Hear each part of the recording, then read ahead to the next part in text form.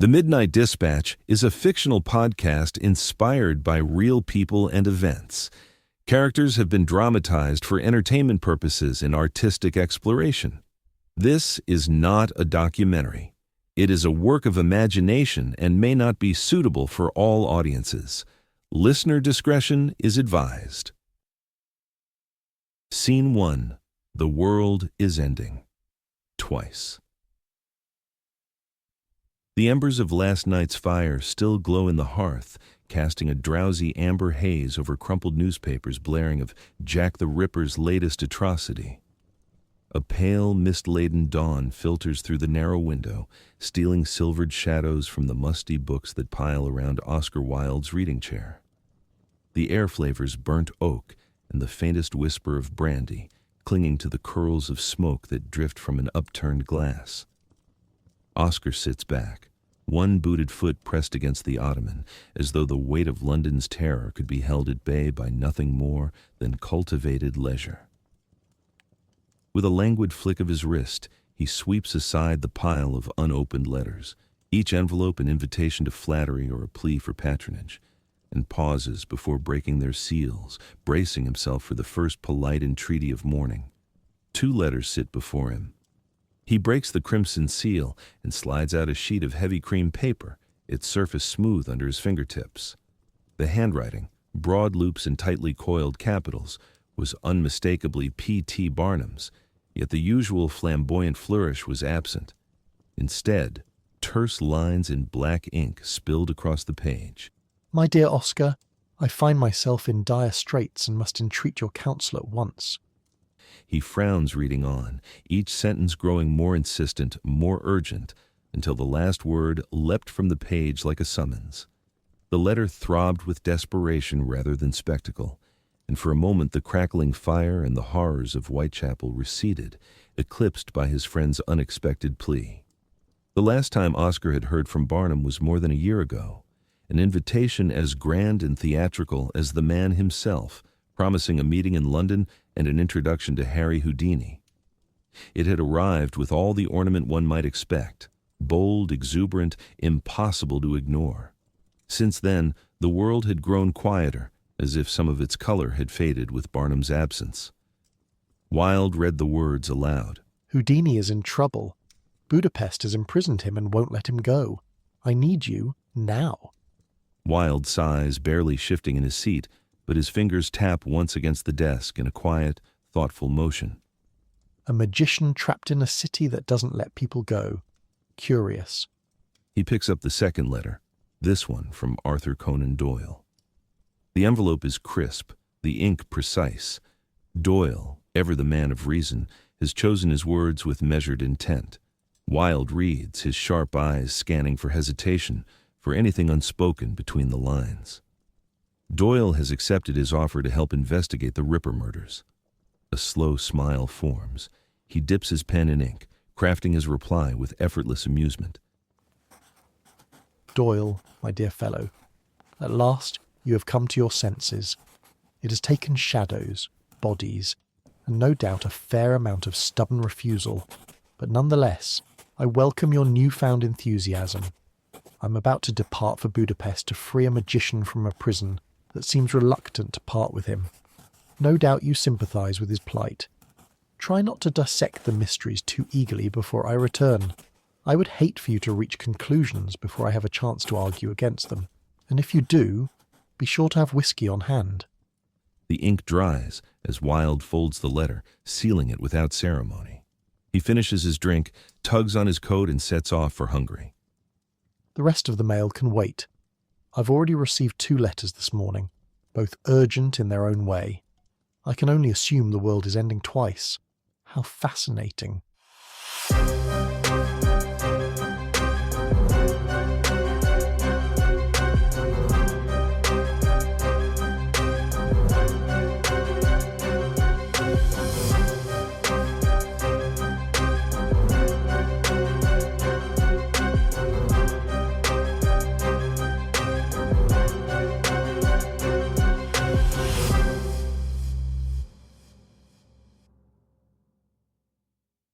Scene 2. Budapest Nocturne.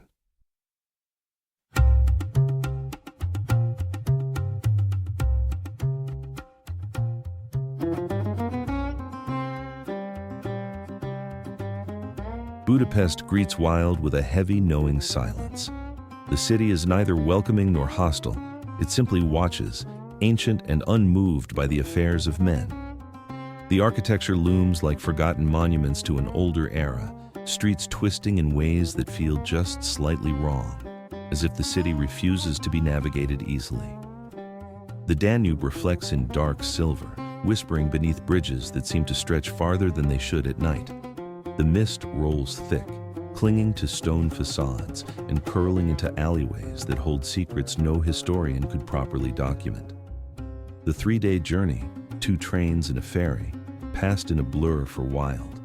He spent most of it dozing in small, velvet-lined compartments, exchanging witticisms at the bar or scribbling letters with idle elegance. Time for him was never wasted, and boredom was never a problem. The station is grand but cold, carved in gray stone, its edges softened by time.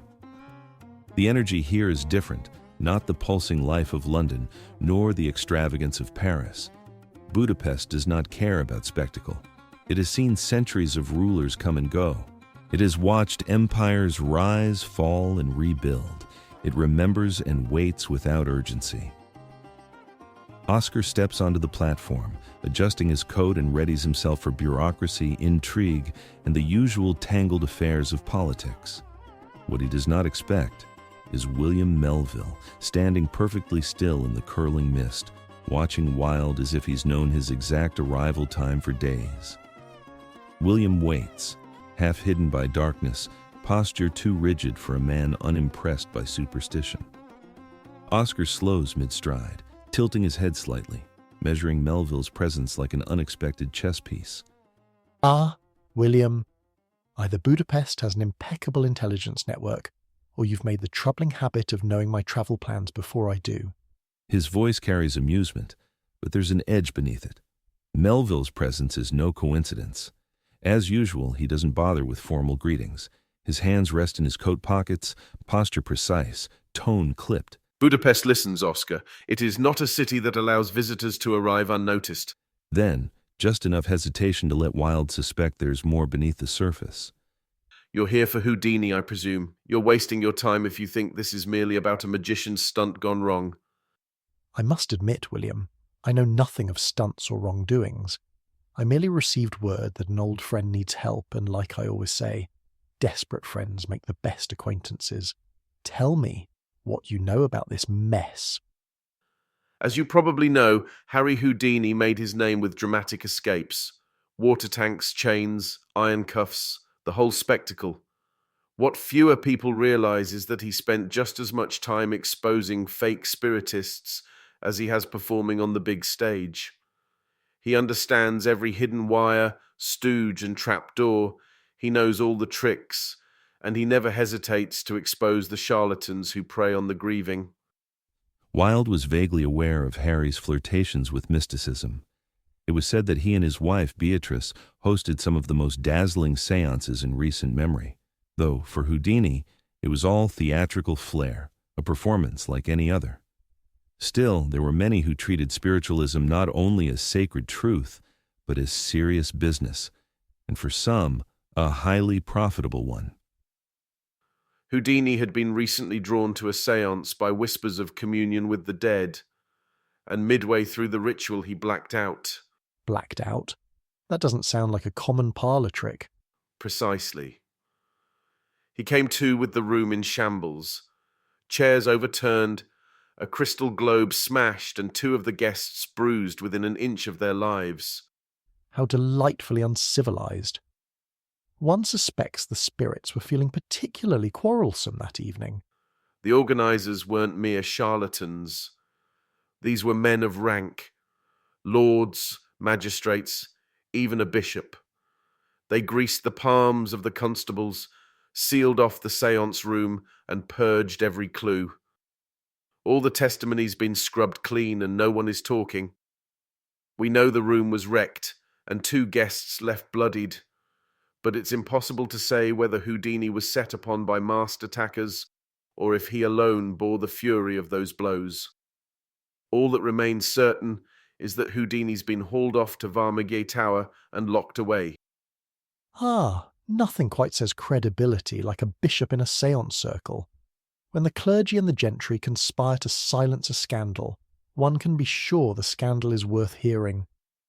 As for Houdini, if he's been locked away, I can only assume the locks are trembling in anticipation. Still, bloodied guests and vanished evidence. It seems the spirits weren't the only ones summoned that night.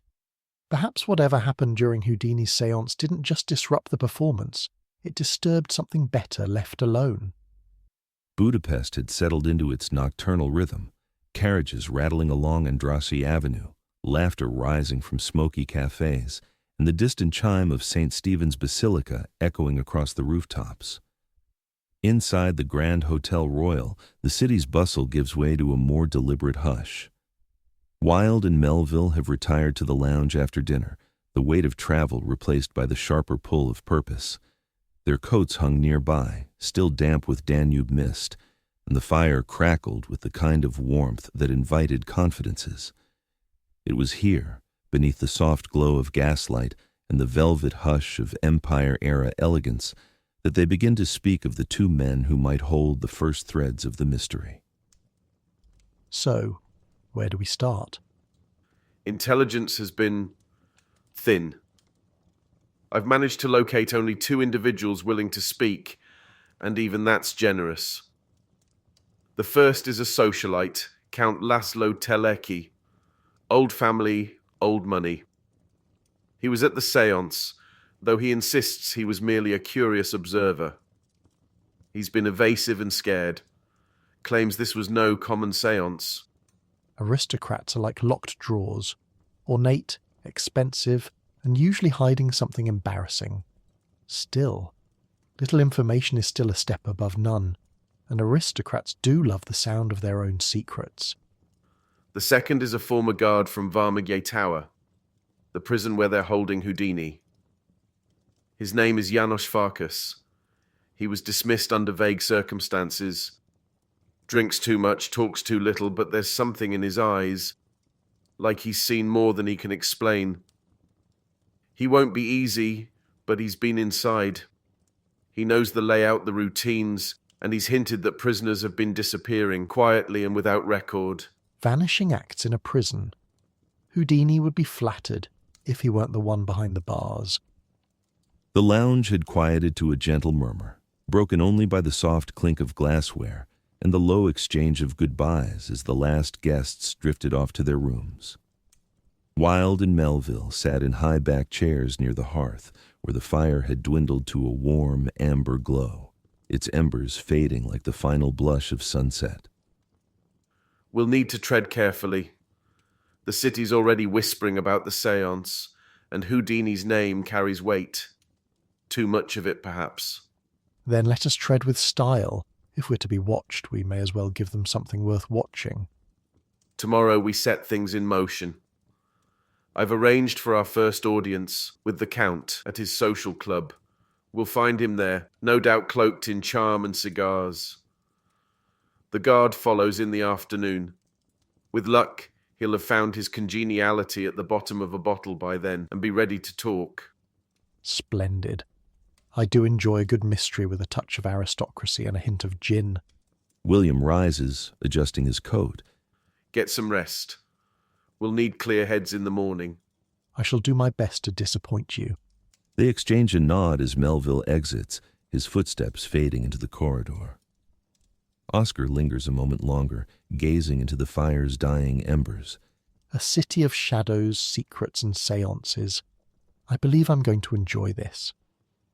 He finishes his drink, extinguishes the lamp, and disappears into the hallway as the night folds in behind him.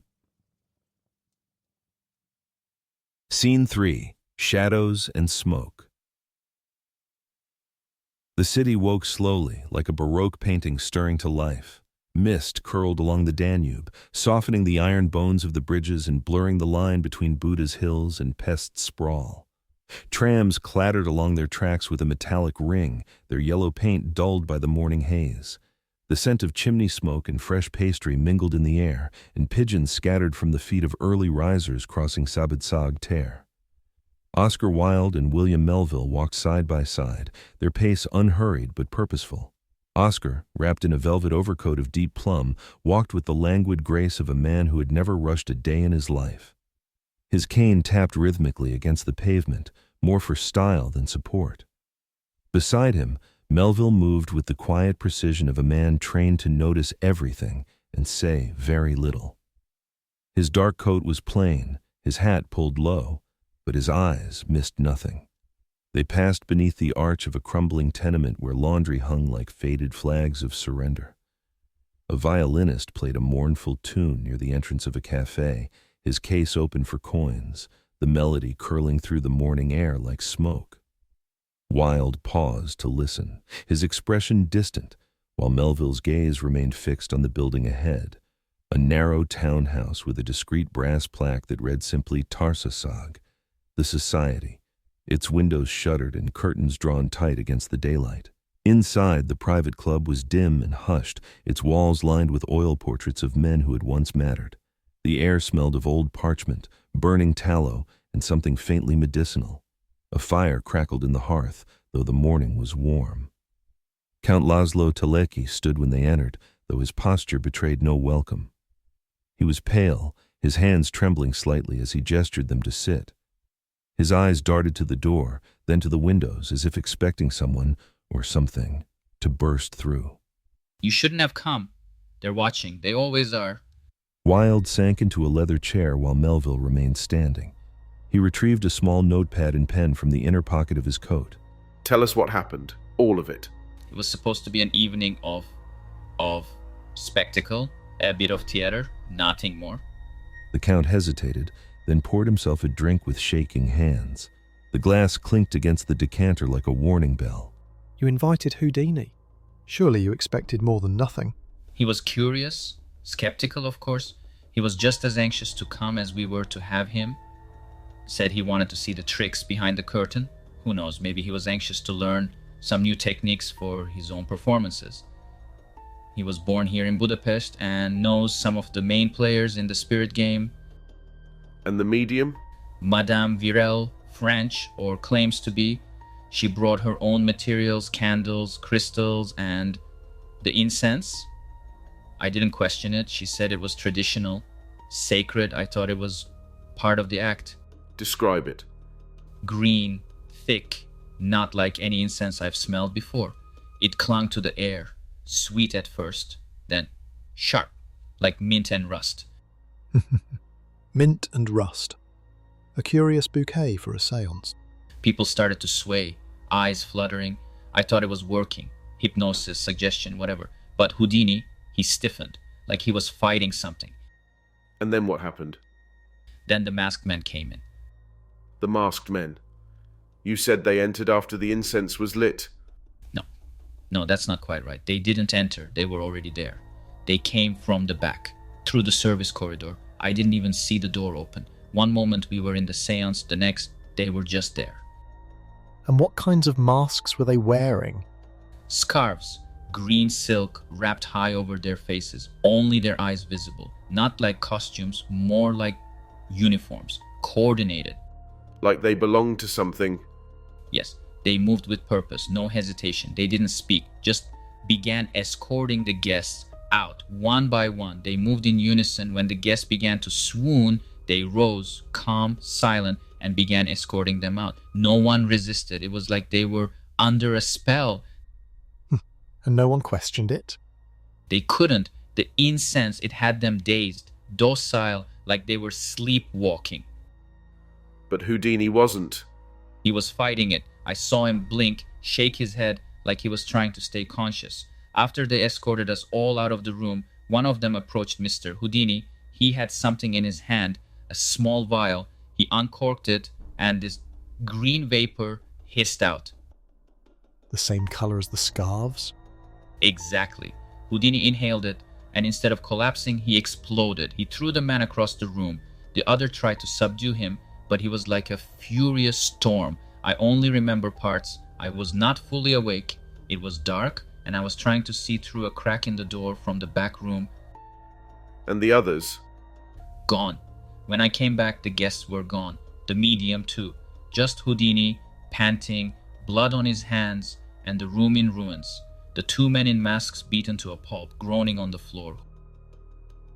Laszlo is slumped in his chair, drained. Wilde stands at the window, staring out into the foggy street. Melville paces slowly, thinking aloud. They weren't there for the séance.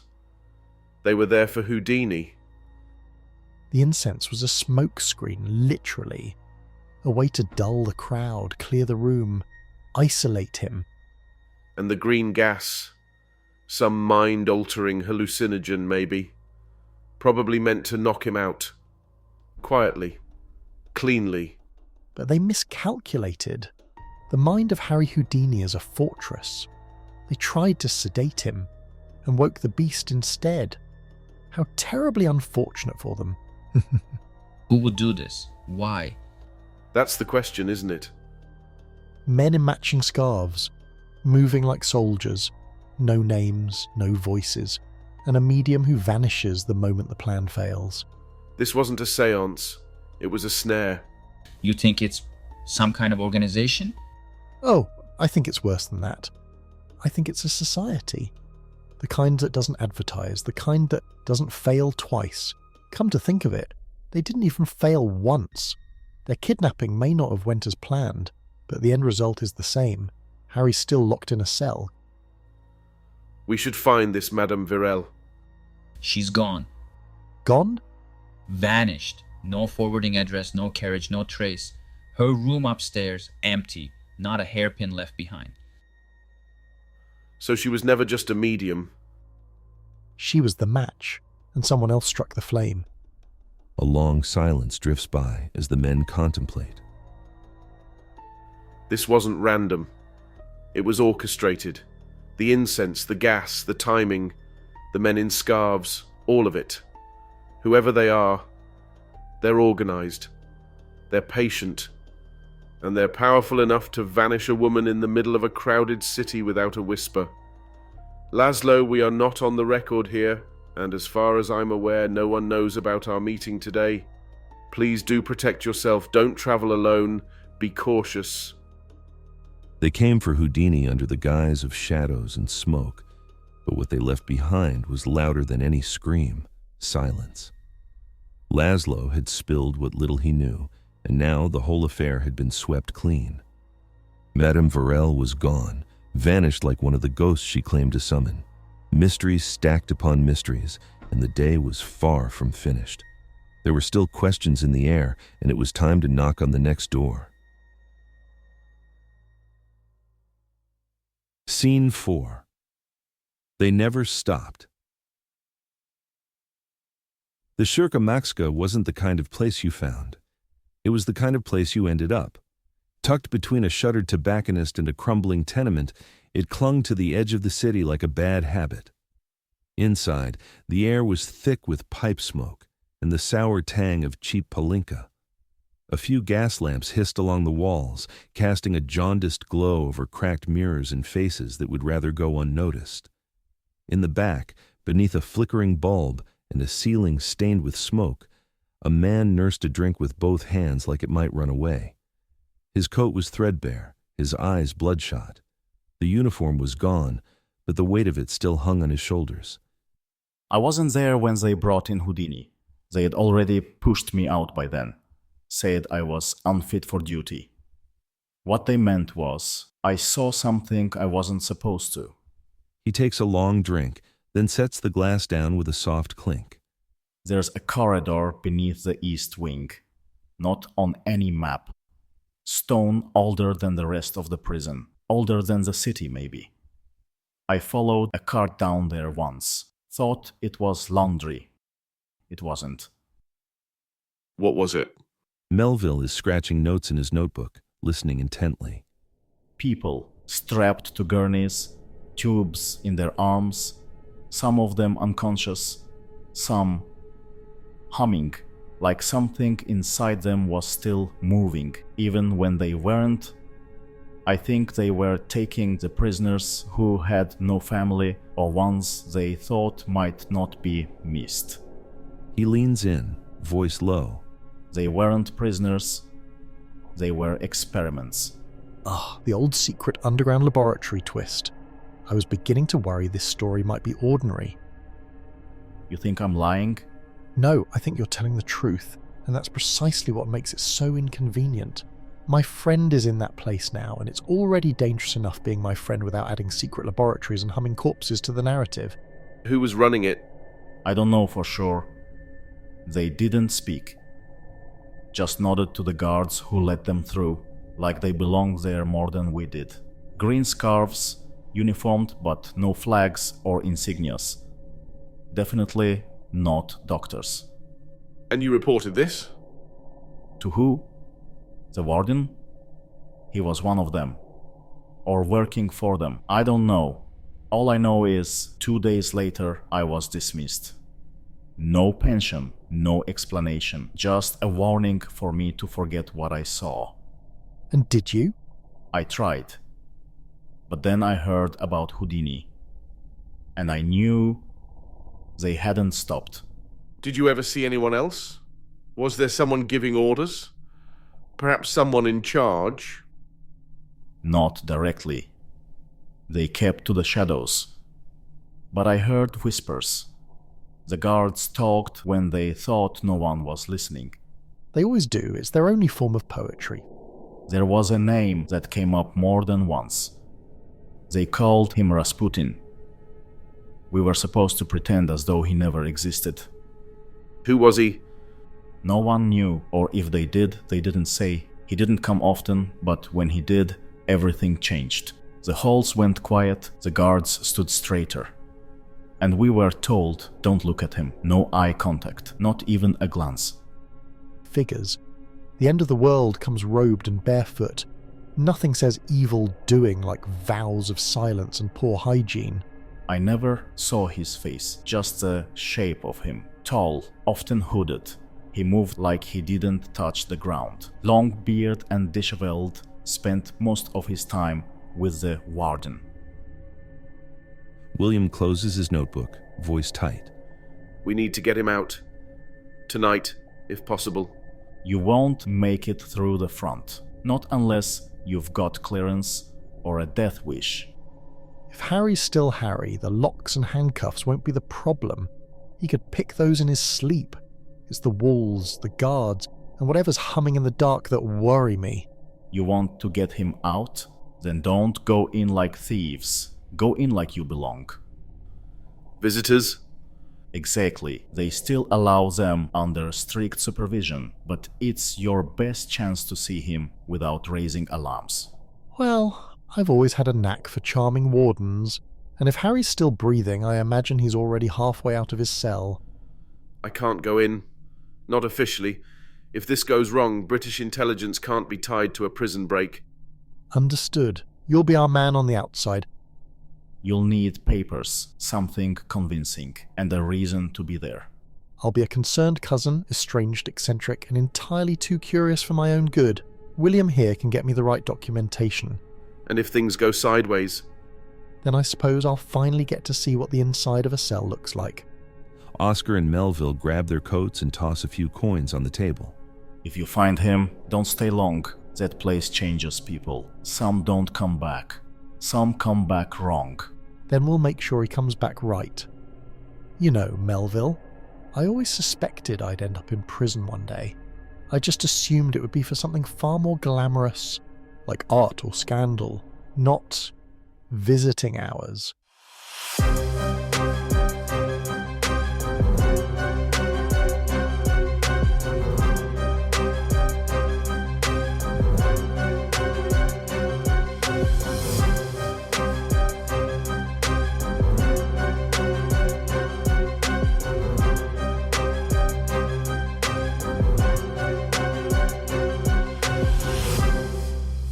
Good evening, listeners. Welcome to the Midnight Dispatch. I'm your host, Joe, and we just heard episode 4, the first of a 2-part story called The Great Escape.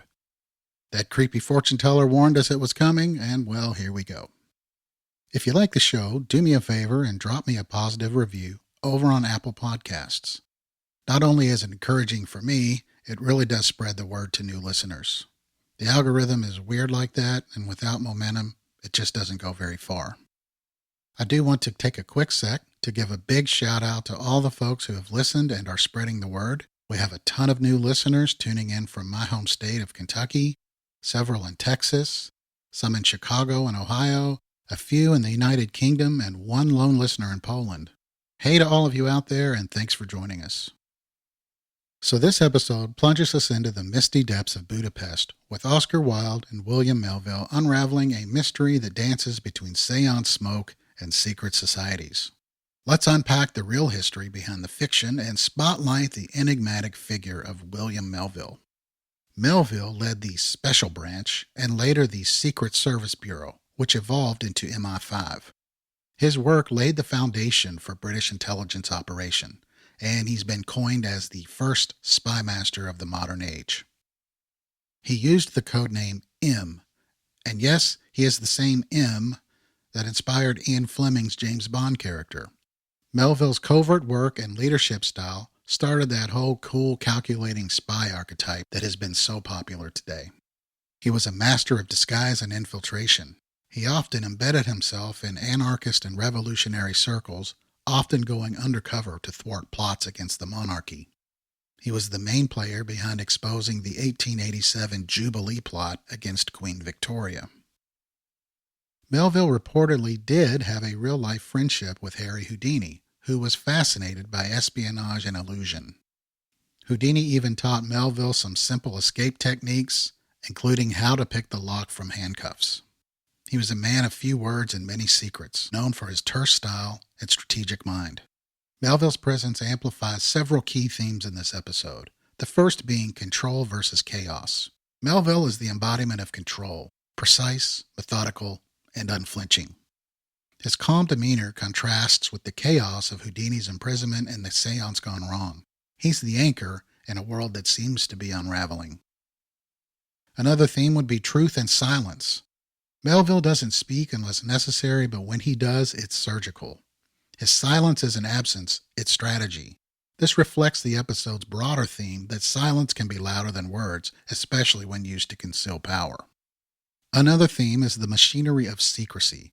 So Melville's knowledge of Budapest's surveillance and his ability to locate hidden players like Count Teleki and Janos Farkas suggest a world where nothing is truly private. This episode explores how intelligence networks operate like invisible webs, catching secrets before they surface. And the last theme is friendship as leverage. So even though Melville is a spy, his loyalty to Oscar and his concern for Harry show that even in the world of espionage, relationships matter. His willingness to help, although unofficially, adds emotional weight to the mission. So that does it for this week, folks. Thanks again for joining me. Feel free to email themidnightdispatch@gmail.com your questions, theories, or comments. Next week, we'll see how this whole mess shakes out. Until then, remember we're not on the record here. Please do protect yourself. Don't travel alone and be cautious. Good night, everyone.